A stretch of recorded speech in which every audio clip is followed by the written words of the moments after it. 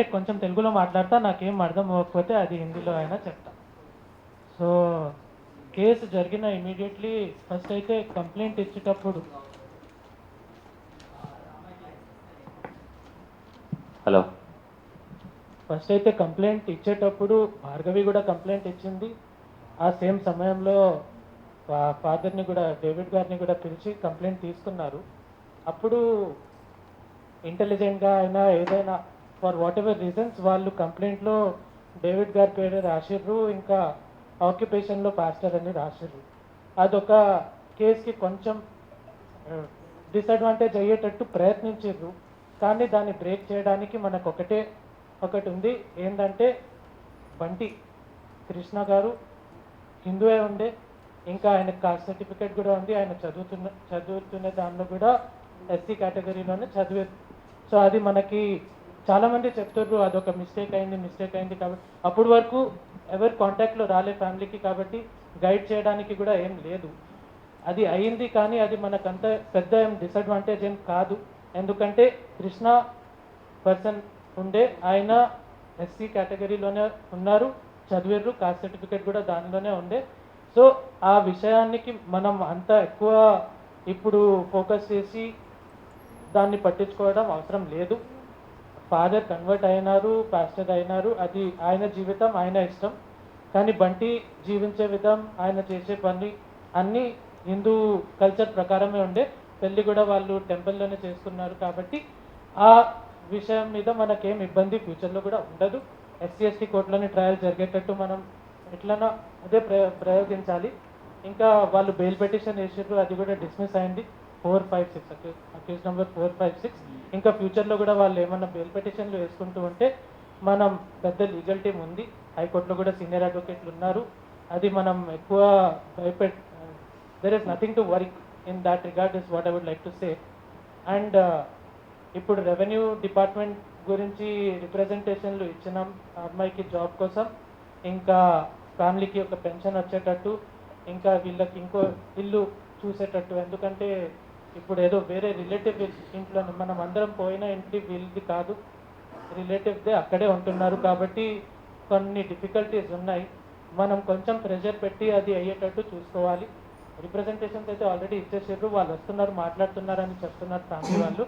ఒకవేళ అది correct proceed అవ్వకపోతే మనం రిట్ పిటిషన్ మూవ్ చేసి దానికి కూడా ఇమ్మీడియట్ యాక్షన్ తీసుకునేటట్టు చేసుకోవాలి. ఇంకా అదర్ దెన్ దట్ ఇన్వెస్టిగేషన్ నడుస్తుంది, కొంచెం కోఆపరేటివ్గా ఉన్నారు ఇన్వెస్టిగేటింగ్ ఆఫీసర్. డిఎస్పీ గారు ఓకే రీజనబుల్ పర్సన్ ఉన్నారు, కోఆపరేట్ చేస్తున్నారు. మనం 60 days టైం లిమిట్ ఉంది ఎస్సీ ఎస్టీ యాక్ట్లో. My only suggestion to every one is 60 days వరకు వాళ్ళకి మనం ఫ్రీ హ్యాండ్ ఇవ్వాలి. మీరు ఎట్లా చేస్తే అట్లా చేయండి, మేము సహాయంగా ఉన్నామని. మన తరఫు నుంచి ఏమేమి, ఫ్యామిలీ తరఫు నుంచి ఏమేమి ఇన్ఫర్మేషన్ ఉందో వాళ్ళు ఇస్తూ ఉండాలి. కొత్త ఇన్ఫర్మేషన్ ఏమన్నా వస్తే కూడా ఇస్తూ ఉండాలి అని we have counselled them. He is cooperating, so we have to give him 60 days time. ఆ 60 days కంప్లీట్ అయినాక వాళ్ళు ఒకవేళ ఛార్జ్ షీట్ వేయకపోతే that is when we have to step in and ensure that the accused are not released on bail and charge sheet is filed in a timely manner. That is one step we need to take.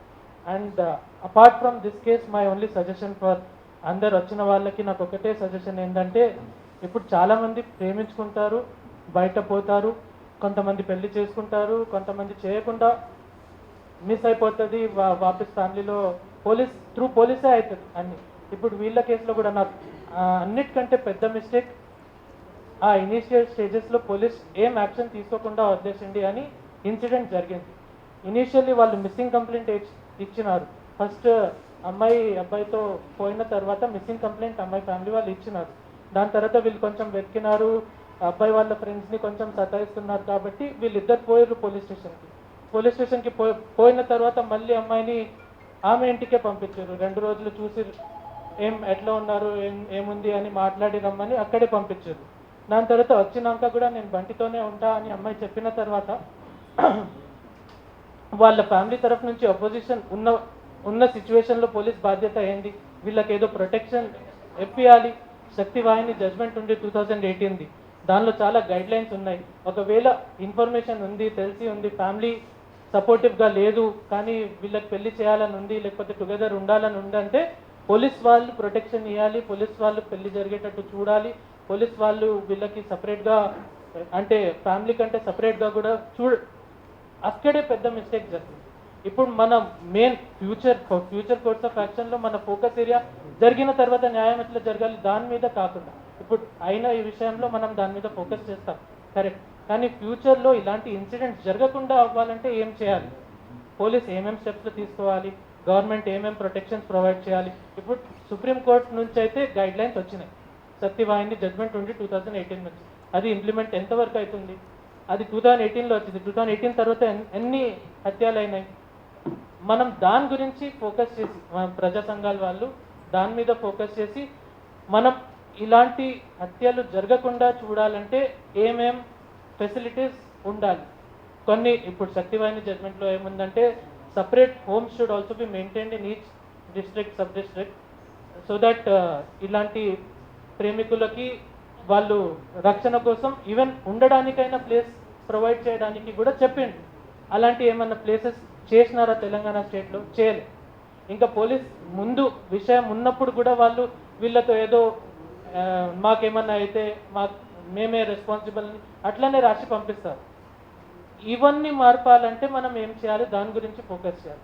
Incident అయిన తర్వాత న్యాయం court నుంచే వస్తుంది, మనం ఫ్యామిలీకి support ఉంటాం, అది నడుస్తుంది. కానీ ఇన్సిడెంట్ జరగకుండా ఎట్లా మనం ఏమేం చేయొచ్చు అది ప్రయోగించాలి మన ప్రజా సంఘాల తరఫు నుంచి. అది చేస్తే ఏమైనా లాభం ఉంటుంది. సో నా ఓన్లీ సజెషన్ అది. కానీ లీగల్గా అయితే we are there and big team is there. మేము అలోన్ కూడా లేము. నల్గొండలో కూడా మనకు చాలా అడ్వకేట్స్ వచ్చినారు, మేము ఉంటాం, మేము చేస్తాం కాబట్టి అని SC/ST కోర్టులో. ఇంకా హైకోర్టులో కూడా చాలామంది అడ్వకేట్లు ఉన్నారు, రఘునాథ్ సార్ ఉన్నారు, చాలామంది ఉన్నారు. ఏం లీగల్ డిఫెన్స్ లీగలీ అయితే దే హ్యావ్ ఎవ్రీథింగ్ అవైలబుల్. ప్రోబోనోగా we're taking it up. Apart from that we also want to constructively move forward.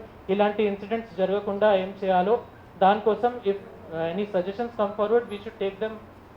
పిల్ వేయాలి, ఏదో ఒకటి చేయాలి, or even give representations. First file some RTIs regarding Shaktivahini జడ్జ్మెంట్కి ఇంప్లిమెంటేషన్ కోసం ఏమేమి స్టెప్స్ తీసుకున్నారు. 8 years అయిపోయింది జడ్జ్మెంట్ వచ్చి, ఇప్పుడు వరకు ఏం చేసారు ఏం చేయలేరు. దాని మీద we can file a PIL asking for implementation of Shaktivahini guidelines. That will be very helpful I believe. And మేము ఎక్కడున్నా అన్ని డిస్ట్రిక్ట్స్లో మీకు ఉంటారు, మీ సంఘాలకి బ్రాంచ్లు ఉంటాయి, ఏమైనా ఉంటాయి. It should be open to people like lovers అయినా, కొత్త ఇంటర్ ఫేత్ మ్యారేజ్ చేసిన, ఇంటర్ కాస్ట్ మ్యారేజ్ చేసిన వాళ్ళు వచ్చి మాకు కొంచెం షెల్టర్ ఇవ్వండి అది చెప్పేటట్టు ఓపెన్ ఉండాలి అని కోరుకుంటున్నాను. Thank you.